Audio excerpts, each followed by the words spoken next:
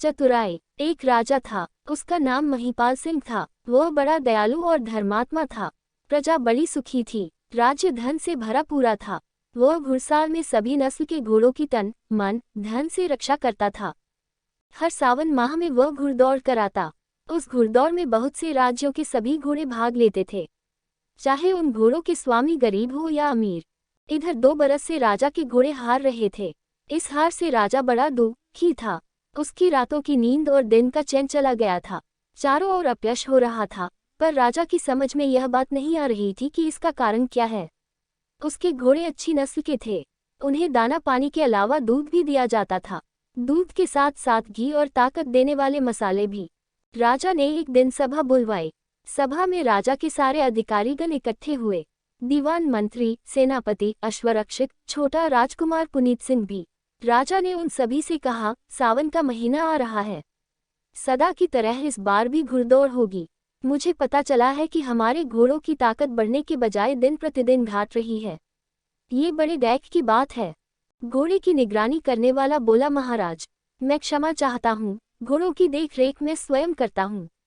बार बार दाना पानी और दूसरी खुराकें दी जा रही है, फिर भी पता नहीं घोड़ों की ताकत क्यों घट रही है।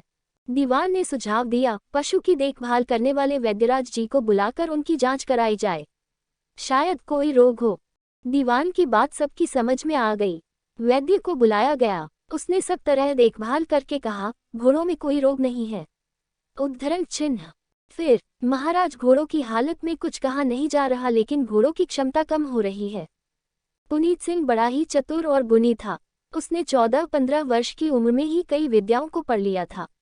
बड़ा धीर, स्वामी और आज्ञाकारी था। उसने राजा से विनती की, महाराज, यदि आपकी आज्ञा हो तो मैं इसके कारण की खोज करूं। तुम? हाँ महाराज। महाराज, मुझे भी एक अवसर दिया जाए।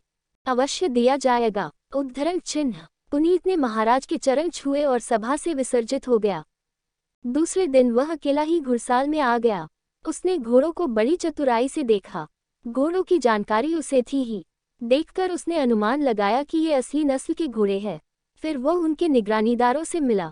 उन्हें भी उसने बड़े गौर से देखा। उसने पूछा, घुड़साल में कितने घोड़े हैं? उद्धरण चिन्ह। 20। उद्धरण चिन्ह। कितना खाना दिया जाता है? उद्धरण चिन्ह। निगरानीदार ने कहा, 20 सेर दूध और 1 सेर घी। उद्धरण चिन्ह। अच्छा, कहकर पुनीत थोड़ी देर चुप रहकर बोले, घोड़ों को दूध और घी पहले जैसे चलने दो।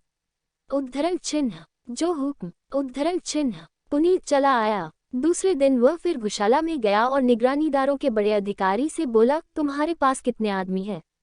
50। उद्धरण चिन्ह। 60 कर लो। उद्धरण चिन्ह। जो हुक्म। उद्धरण चिन्ह। पुनीत उसके बाद कुछ नहीं बोला। उसने तीसरे दिन सभी निगरानीदारों को इकट्ठा करके कहा, तुम सब कमजोर हो, मैं चाहता हूं कि तुम लोगों को अच्छी खुराक मिले। उद्धरण चिन्ह। सब निगरानीदार फूल की तरह खिल उठे।